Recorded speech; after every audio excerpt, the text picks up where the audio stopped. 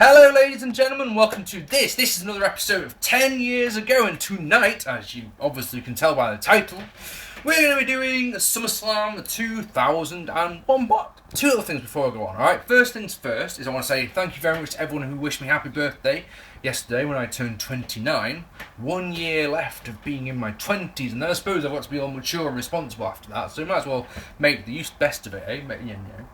Try and do some crazy things while I've allegedly still got the chance. I can't see myself becoming mature and responsible after I'm 30, but we'll see. Secondly, on a recent video I mentioned that I want to get the Decepticons logo and the Cobra logo on my right arm, and people have noticed that I had a tattoo done recently, and a lot of people have said to me, can we see it? So just in case you haven't seen it already on various places, this is my Thundercats tattoo, which I think I got at just the right time, judging by the popularity of the new series. Anyway, that's irrelevant, isn't it? So, what's happened in the WWF since Invasion in July? Well, let me tell you something. Lance Storm defeated Albert to win the Intercontinental Championship on the 23rd of July edition of Raw.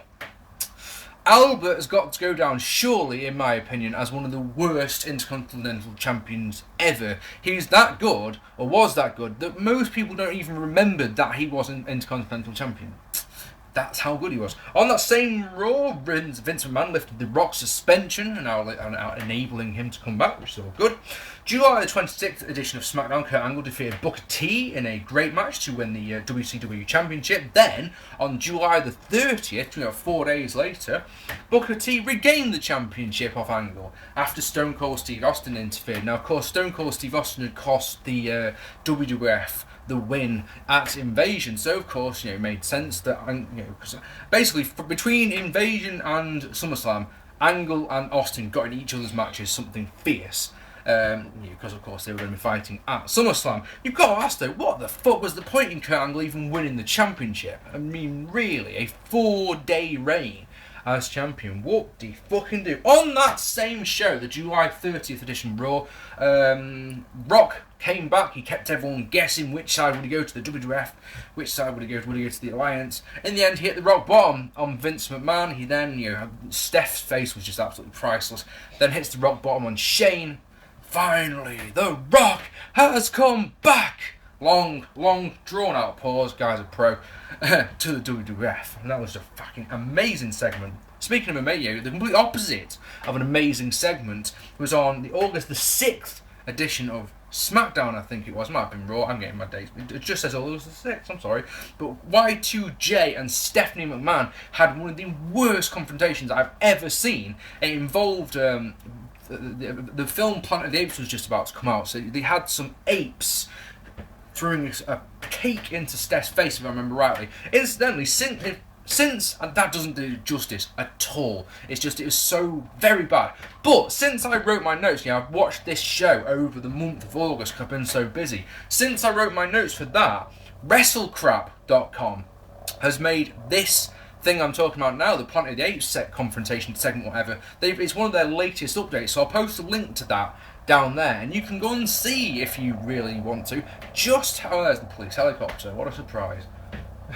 Inner city living and all that. If you want to see just how bad it was, if you don't want to take my word for it, because like I said, I haven't exactly done it justice, have I? We've done that one. August the 9th edition of SmackDown, so August the 6th was Raw, yay. Undertaker and Kane absolutely annihilated Chuck Palumbo and Sean O'Haire to win the WCW Tag Team Championship. And lastly, on the August 13th Raw, Jeff Hardy beat RVD to regain the Hardcore title. You'll notice that there wasn't really much there, but the truth is that there wasn't really much there. Not much has actually happened storyline-wise in the month between Invasion and SummerSlam. Anyway, let's get on with the show. So lots of notes, because this is a good show. You can tell by the ratings below what I've given it down there that this is a good one. So obviously good matches get lots of notes. So, but before I go on, let's just say, has there ever been a song, a track, whatever you want to call it, that fits wrestling better than Bodies by Drowning Pool? Because I can't think of any. The theme music and the opening package for this show is just sublime. Anyway, in the opening contest, Edge defeating Lance Storm in a great opener to win the IC Championship. Lance Storm gets on the mic and gets serious for a minute. He says that there is no... actually, I can't go on without him saying he says, if I can be serious for a minute without being interrupted, looks round expecting to be interrupted. When he isn't interrupted, he says, splendid. Oh, love it. He says there is no place in this business for offbeat shenanigans. And at that moment, predictably, Edge comes out. He hits a flapjack, a dropkick, and knocks Storm off to the outside with a clothesline to start us off. He gets 2 off a nice cross body, and then gets knocked off the apron onto the rail. Kitchen sink gets 2 for Storm. If you don't know what kitchen sink is, I've asked this one before. I call it the kitchen sink because that's what it's called on No Mercy. And it's when someone runs at you, you knee them in the stomach. And they flip over. On No Mercy, for some reason, that's called the kitchen sink, so that's why I call it. Anyway, just thought I'd explain that one for you when you don't really care.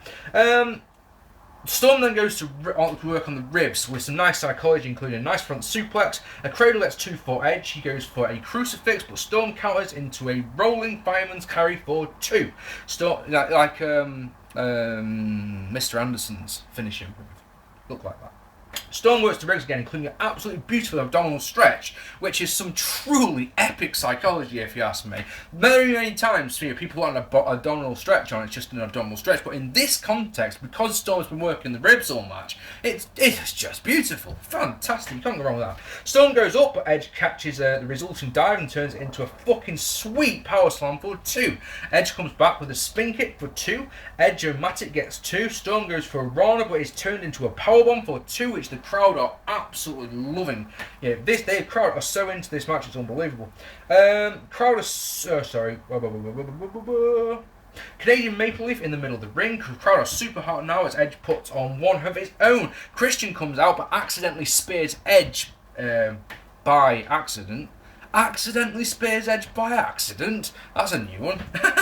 But it only gets 2 in a great sequence. A great pinning sequence leads to an impaler that gets the win at 11 minutes and 16 seconds. It was a great opener. The crowd were absolutely super hot for it, and a pro WWF crowd, obviously pleased with that opening result. That's always good. And you know me, I love my psychology, and the psychology that Lance Storm has played in this one was absolutely it's just fantastic. In the back, Test cuts a promo saying that everyone thought he was the mole in the WWF, which was one of the tiny little mentions that I should have brought up before, because Test had turned heel after an invasion, which is nice. Next, Test and the Dudley Boyz defeated the APA and Spike Dudley in a surprisingly good match. It actually says on my notes, because of course I write these as the match goes on, it says this could be bad. That's why I say in a surprisingly good match, because what I'll do is I leave a couple of lines. When I'm doing my notes, I write my notes and then I write what happened in the match at the top, which is hence why I put in a surprisingly good match, expecting this one to be shit. So, double neckbreaker by the Dudley Boyz on Farouk. Devon pounds away on Farouk but walks into a hard spinebuster. Test him, but he just gets absolutely obliterated by the APA, as you can probably imagine. Bradshaw plays Texan in peril for all of 30 seconds before hitting a pair of DDTs, hitting a DDT on Devon, sorry, I don't know where I got a pair of them. Spike in, and he is your face in peril, including a huge spinebuster by Test. Devon gets a table out up to a big pop, but Test tries to slam Spike through it, basically, from the side, from the apron. Tries to slam him through it. But Spike rakes the eyes. Huge flapjack by Devon on Spike for 2. Devon gets up and as an APN. Devon goes up as an APN chant goes up. He misses. Hot tag to Bradshaw, and it's hot, which is crazy. It is a proper hot tag. The crowd were properly chanting for APA when Bradshaw tags in. The place goes absolutely nuts. It's just weird hearing. I've always believed that the APA, and I've said this in the past, the APA would get a pop when their music hit, but when they got into the ring, they played out deathly silence because they were bollocks. It's weird in this match that they're getting so much heat. It's unusual. It's almost unnerving, shall we say. And now I've lost my place after going on about that, so we'll go to he owns, obviously, APA with a double spinebuster on Bubba, powerbomb on Test, and Spike goes for the acid drop on Test. Oh, it's such a lovely moment. Do you remember I told you a moment ago that Devon set a table up on the outside, Spike goes for the acid drop, and while he's in midair, Test literally launches him through the table. Oh, it's so dope. Love that. Clothesline from hell by Bradshaw, but the referee is checking on Spike. Shayna and Mac out with a chair, and a huge shot for Bradshaw gives Test the pin at 7 minutes of 18 seconds. 7 minutes and 18 seconds, not off. Couldn't live without that finish. If without that finish, this would have been a much higher placed match. But yeah, happy to give that one 2 stars. It's so much better than I was expecting. In the back, Sean Stasiak talks shit with Deborah, which is lovely, if you're interested in that. Next, X-Pac defeats Tajiri in a good match to win the WWF Light Heavyweight Championship. This bout is for both that championship and the Cruiserweight Championship. I forgot to say before that Tajiri beat X-Pac for the Light Heavyweight Championship on the August the 6th edition of Raw, which is nice, isn't it? Oh, after a bit of mat work, Tajiri gets 2 off a standing moonsault. He follows with beautiful Rhyno and Assay moonsault off the apron. Why do I write this sort of shit on my notes? But I noticed that someone said, it's just one of those things that someone's in the crowd's got a Vuvuzela, and it's so irritating. And it's like to think that it's years before those fucking things became the most irritating thing in the world at the World Cup last year. Pac puts Tajiri in a... Pac posts Tajiri. Inside, Pac gets a spin kick followed by a circle stretch, which he has to release because his shoulders are down.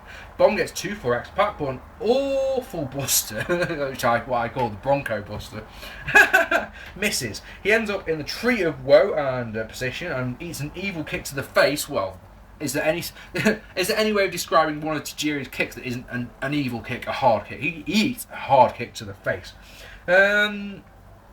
Spin kick by Tajiri followed by handspring elbow, tarantula, and Tajiri goes up, but Pac rolls through the crossbody for 2. Pac goes up and they end up in a weird pin sequence that leads to a German suplex for 2 for Tajiri. Tajiri goes outside, so Pac hits a lovely somersault plancher. X Factor gets 2. Albert comes out, he stands on the apron and eats the red mist, but then Tajiri walks into the X Factor for the win. I'm in a very, very good mood when I was watching this, so yeah, I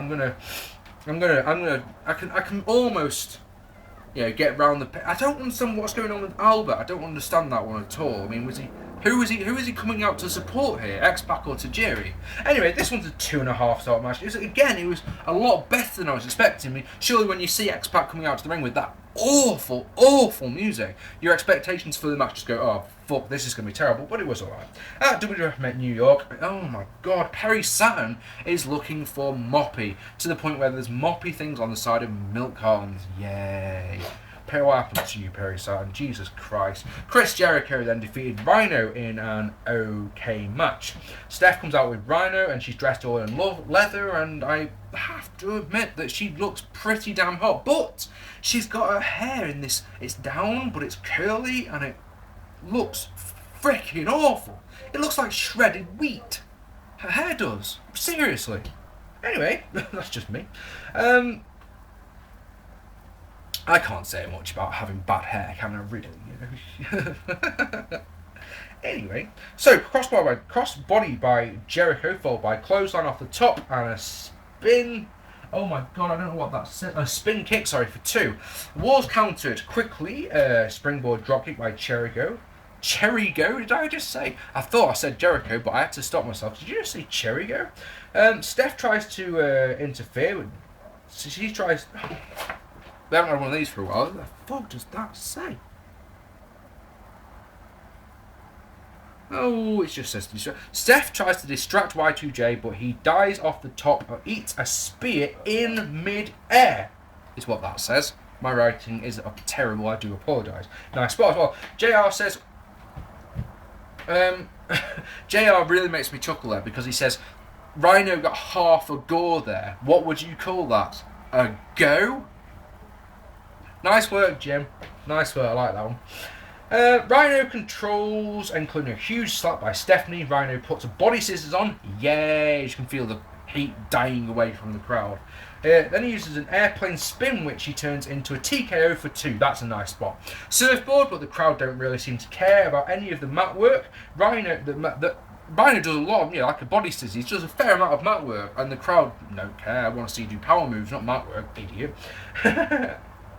Suplex by Rhino, who goes up to the top. He tries a splash, but misses.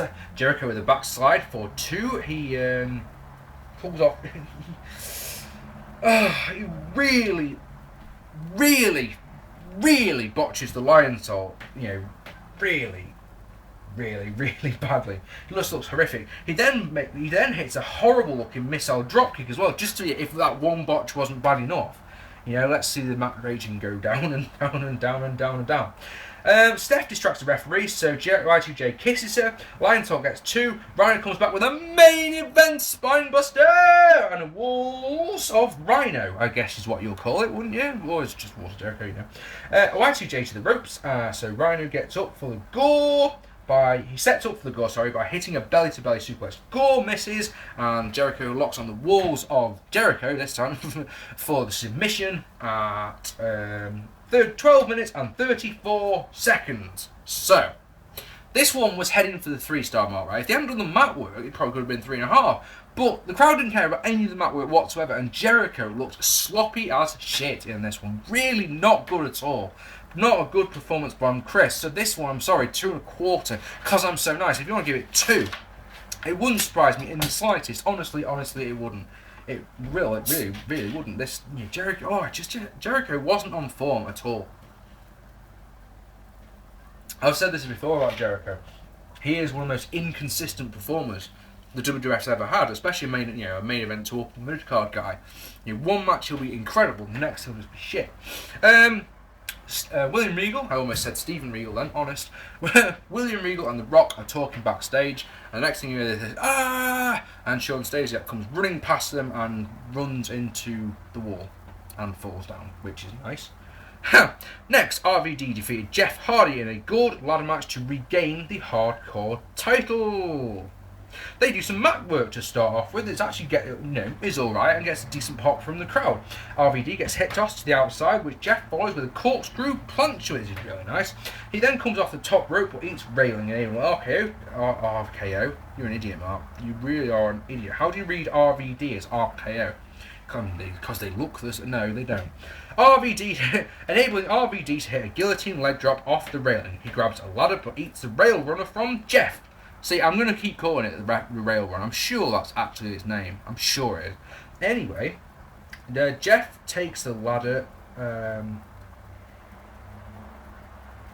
Sorry. The way I was about to say that doesn't make sense. Basically, Jeff takes the ladder into the ring, and then he's because he's on the outside. Obviously, he sides it through the middle rope. RVD smashes it into Jeff Hardy's jaw, and nasty looking spot. Every time I see a ladder connect with someone's face, I just think of Jerry Mercury, and every time since then it's just made me that little bit more, which is crazy. Van Dam straddles the ladders, pick it up, but Jeff jumps over the top rope, landing on the ladder, and it's catapulted into RVD's face. Another one of those kind of bumps like that one. And now I've lost my place once. God damn it. It doesn't go into his jaw either. It goes into his bollocks. I'm talking crap. Ladder, bollocks. Happy days. Damn. RVD is put on the ladder and Jeff hits a nice moonsault onto him. RVD puts Jeff on a tree of woe and shoulder tackles him. He then puts the ladder in the corner, puts Jeff onto it and hits a rolling thunder onto Jeff onto the ladder, which gets a big pop and looks nasty as well. Spin kick, super kick and a guillotine leg drop by RVD. He showboats and eats ladder to the face, enabling Hardy to climb, but he gets drop kicked off. RVD puts the ladder on Jeff, then hits a cartwheel splash, which is just absolutely fucking gorgeous. He climbs, but this time it's his turn to get drop kicked off. The crowd are super hot as Jeff with a nice DDT. He goes for Swanton, that misses. RVD calls for the 5-star frog splash, and that misses. They both climb, and RVD hits a superplex on Jeff, which is a lovely moment. They both climb again, but this time Jeff hits a sunset flip. Really power bombs RVD as he comes back down. Jeff climbs, RVD moves the ladder, leaving Jeff hanging by the belt. RVD tries a drop. It looks like, right? He climbs to the top rope and tries to do a spin kick on Jeff, yeah? He completely misses. And then Jeff falls off the ring, where he's hanging away. And it looks like he's meant to leg drop RVD. The way that he comes down with one leg out, but he misses, and then it looks like he slams the mat in frustration. I'm thinking there was a botch there, to be honest. Jeff goes up again, but again gets knocked off and lands really badly. One of his legs gets caught up on the top rope as it comes down. RVD climbs and regains the championship at 16 minutes and 33 seconds. Oh yes, I enjoyed this one a hell of a lot. I wasn't expecting a bad match, obviously, but you know, I think there's a couple of botches in there, and there wasn't the crazy spots that we're used to seeing from a ladder match. So 3.5 stars, I think, is a fair score. Next, oh dear, the only really bad match on the card is Undertaker and Kane defeating Chris Kanyon and DDP in an absolutely terrible cage match to win the WWF Tag Titles, essentially unifying the belts, or becoming the first team to unify the belts, because of course they're coming into it as the WCW Tag Team Champions. I don't want to talk about this match at all. My notes say, right, one thing I probably should mention is, I wonder if the commentators will mention that these two are part of the Jersey Triad. They don't. Trust me, they don't. It's annoying. I would have done if I was a commentator, but, you know, I'm not. Basically, this match is as simple as this, right? Undertaker and Kane batter DDP and Kanyon, offer them no offense whatsoever. They just absolutely own them. Chris Kanyon escapes out of the cage, and so the Undertaker and Kane demolish DDP. Tell him to leave the cage. DDP tries to leave the cage. They then pull him back in. Hit a chokeslam on one. Last ride. 1, 2, 3. New champions. It's a completely pointless match. It doesn't achieve anything other than put the belts on Undertaker and Kane. It makes DDP look even worse than he did at King of the Ring. It's one of those things that achieves nothing at all. But in classic style, because DDP and Kanyon are part of the alliance, and because they're heels, the crowd went absolutely bonkers for the finish, which was just ridiculous, isn't it? 2 matches left, both are the main event. So in the first one, Kurt Angle defeating Stone Cold Steve Austin by disqualification. So of course, Stone Cold Steve Austin retains the championship. Lot to get through in this one. This was a long ass match. It was 23 minutes. Stone Cold Steve Austin, like I say, retained. They brawl on the outside to start. Into the ring, more brawling. Angle gets 2 off a clothesline and a body block. Austin goes to work on the knee, and after knocking Angle down, he works the knee beautifully. He spends a good 5 minutes working over the knee. He puts drapes over the ropes and stomps on it. He does an elbow drop to it. He works over the leg for a long time before putting on a standing ankle lock, which Kurt turns into an ankle lock of his own. It's really lovely.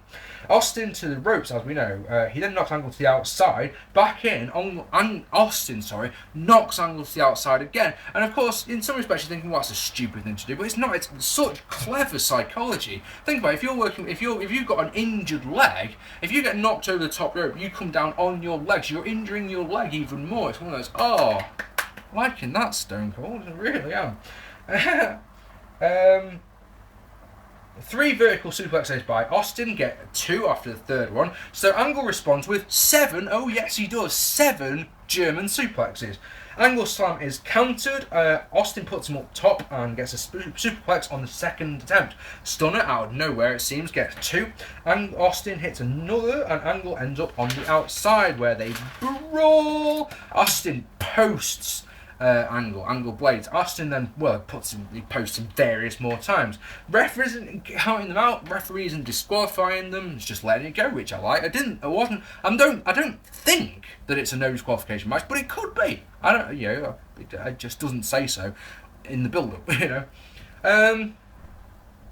Angle's a bloody mess as Austin rolls him into the ring and into a cover that gets 2. They go outside again where Angle is posted a few more times, then Austin suplexes him over the rail onto the steel concrete, which has got to hurt. As Austin gets in the ring though, he goes over the rail. Angle grabs the ankle lock, which is nice, and then holds onto his leg and basically pulls him into the ring and puts the ankle lock on. Austin manages to get to the ropes.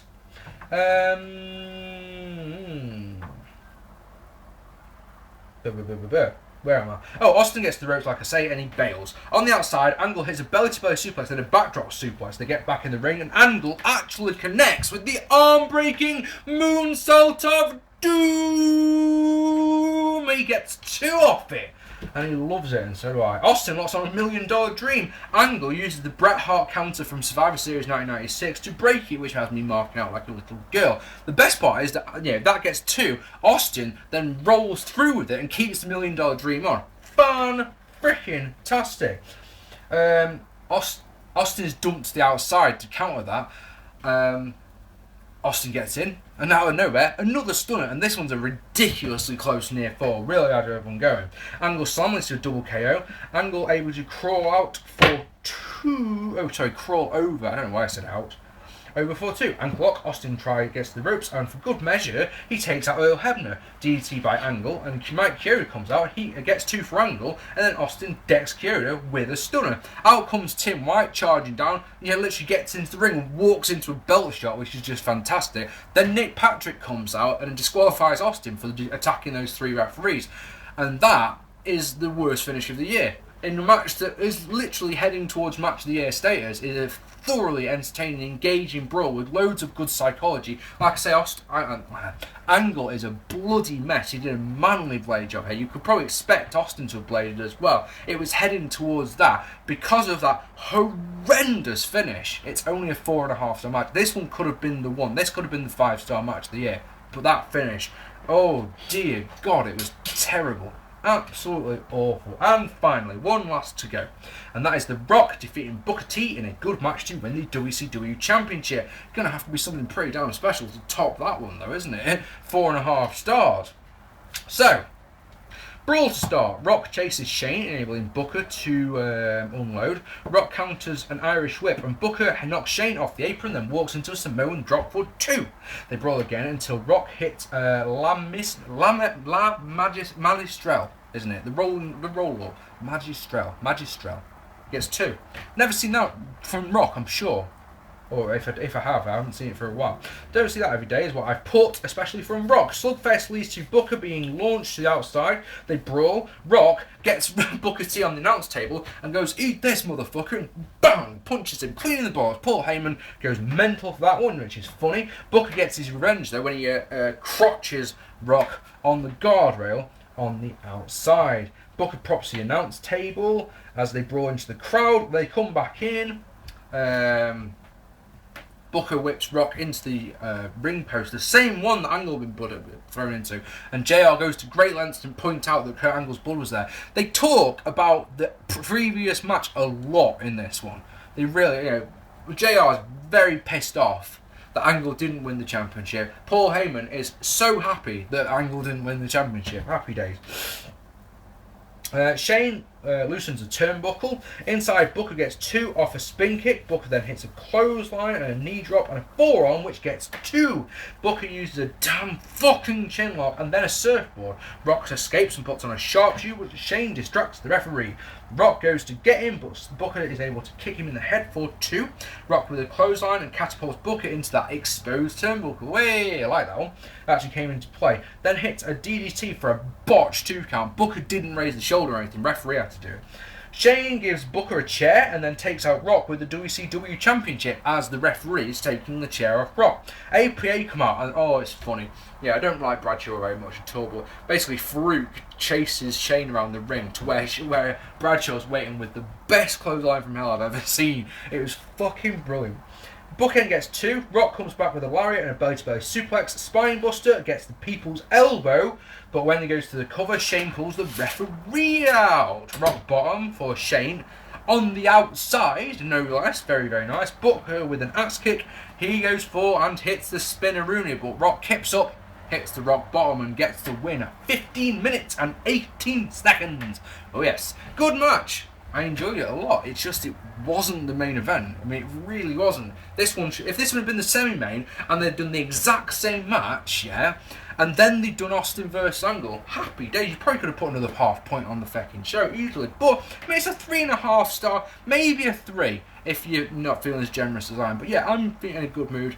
And I mean, Rock looked rusty. He did, but he didn't do anything badly. The botches that were in there weren't his fault. So, and it was, it was overbooked to hell is my other problem with it, which you can probably imagine. So yeah, if you want to go 3, it probably says 3 there, to be honest, because I'm already thinking of changing my mind. So yeah, ladies and gentlemen, that was SummerSlam. In my opinion, it was a fucking great show. The undercard was perfectly acceptable to good. There was only that one bad match, and that's the cage match. If that wasn't on this would probably be a 9. If you want to give it a 9, I ain't going to hold that against you. It's just, you know me, I've got to be difficult. 8.5 out of 10 though, I'm prepared to give this one quite happily, quite willingly. So ladies and gentlemen, I'd love to know what you thought of this show down here. If you haven't already, hit that subscribe button. I've been Mark P. This has been 10 years ago. Next in the series is Unforgiven, isn't it? Yes it is. Just checking in my own mind, because I'm strange. Anyway, I've been Mark P. Thank you so much for watching, and I'll see you all very soon. Take it easy, guys.